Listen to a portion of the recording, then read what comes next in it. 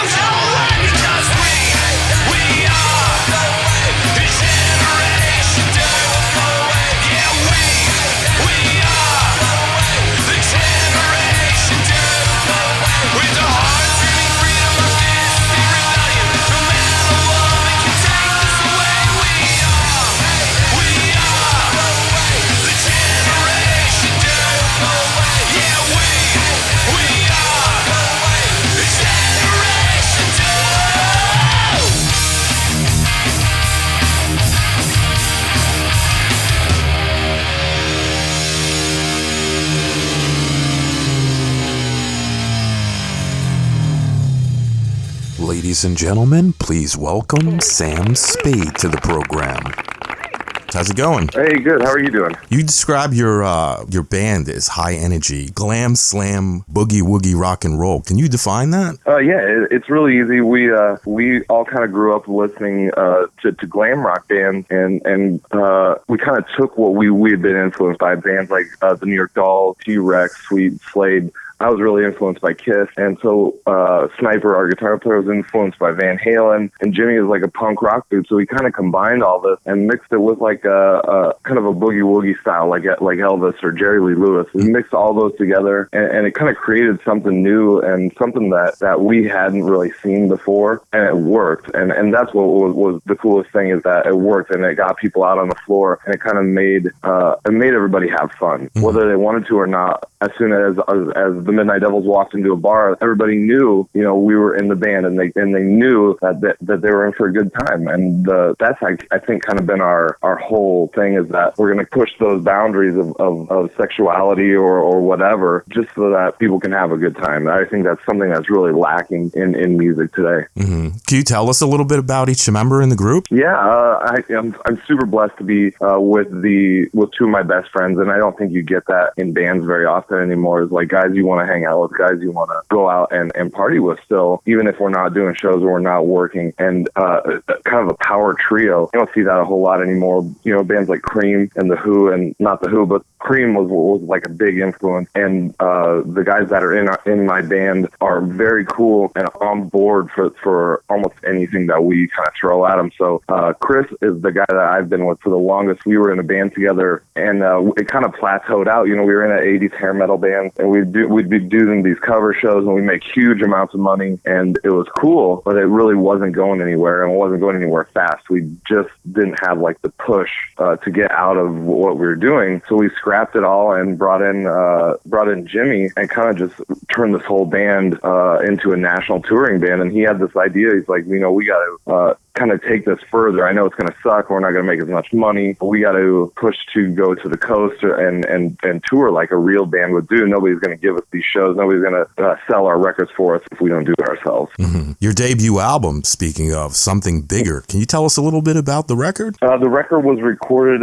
in 2018. So the hard part with the Midnight Devils is that Jimmy, our drummer, lives in Chicago, and we live in Nebraska. The other two live in Nebraska. So we don't get to get together as much as possible. You know, a lot of bands will rehearse in the same city. We don't have that luxury, so we kind of have to get creative and be on top of our game. So you have to have the chops up. So when we meet up, you know the songs and you're ready to perform. With Something Bigger, we written about 5 or 6 songs for this record. We brought Jimmy in, and we sat down in the studio, and he banged out the 5 or 6 songs that he knew, and then we added 5 songs that he didn't know, and put together this record that we recorded in Nebraska. You know, everything was done ourselves, the independent release, and I'm very proud of the way that it came out. I think there's stuff that are good and bad, and it's always a learning curve for the next one. So that's where we're at right now. Is we did Something Bigger. We toured it. You know, we toured with the Choir Boys in March. We did 2 weeks with the Choir Boys before the pandemic hit, and we ended up down in New Orleans right when they sent everybody home. Oh, that sucks. So it was one of the coolest tours we'd really been on, and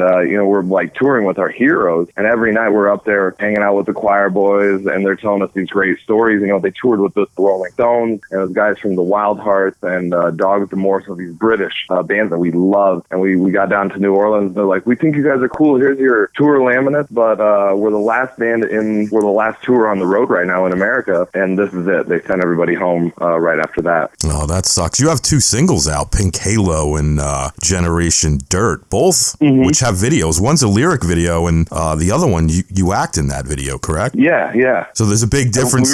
There's a big difference, though, right? When you do a creative-wise, right? When you do a lyric video as opposed to actually having everybody in the same room and creating some, like a short film, correct? Right, yes. And I think lyric videos are an easy way to get your stuff on YouTube and kind of convey an idea that you have. But I still think that there's nothing like a real music video. And you kind of see that in your views. You're like, well, a lyric video is cool, but how many people are like watching a lyric video to enjoy it or are interested in it? You know, it's very tough. And they still end up costing a ton of money, where a music video, you got to sit down and write the script and find the director. And you get a big payoff at the end, because you get to watch the video and kind of see something that you had an idea for come to life on the screen. Right. It's kind of like the old days, right? When you used to watch like the Headbangers Ball, and you'd see like Van Halen doing like a video, and David Lee Roth would do all those characters and stuff.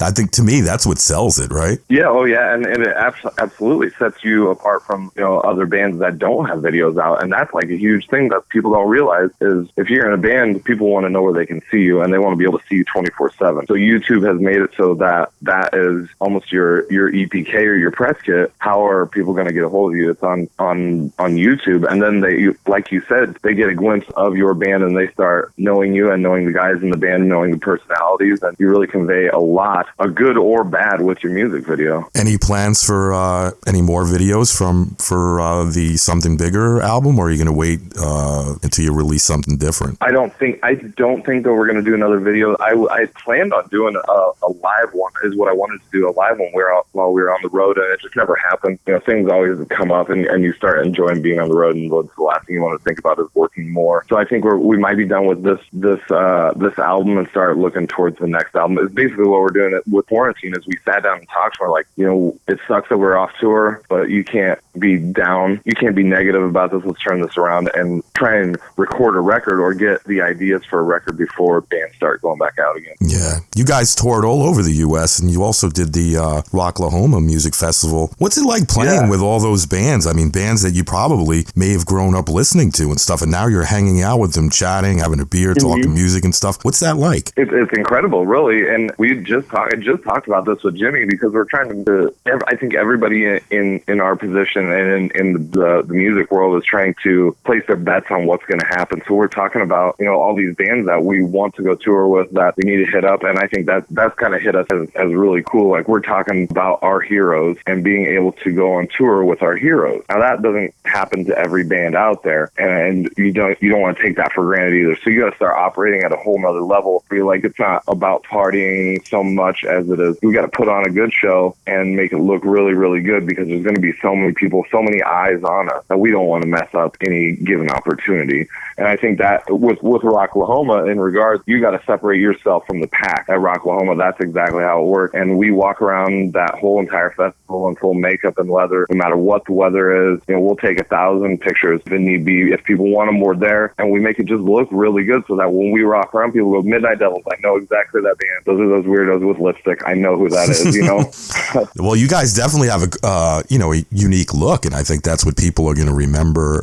They're going to remember your appearance, and they're also going to remember your great music as well. Yeah, nobody looks like us anymore. There's not any glam bands hardly at all touring the country. Nobody's doing it like bands used to do back in the day, and I think that's cool. That kind of gives us a leg up to take our band one step further than anybody else. We have this opportunity and this look, and we're kind of pigeonholed in this area that, you know, we're going to exploit and kind of rise above everything else. We'll make it look really good. We kind of we pull from the 80s, but we're not necessarily an 80s rock band. And I think that's the biggest thing, is that we're a new band. We're a new rock and roll band. We're a new glam rock, almost the new generation. Any plans for a new album anytime soon? That's the whole plan, and we're just starting to write these songs and get the arrangement down. And so we have some really cool people that want to produce our record that we're excited working with, that I think is going to take the songwriting and the production one past our debut. You know, our debut was recorded here, and nothing bad about that, but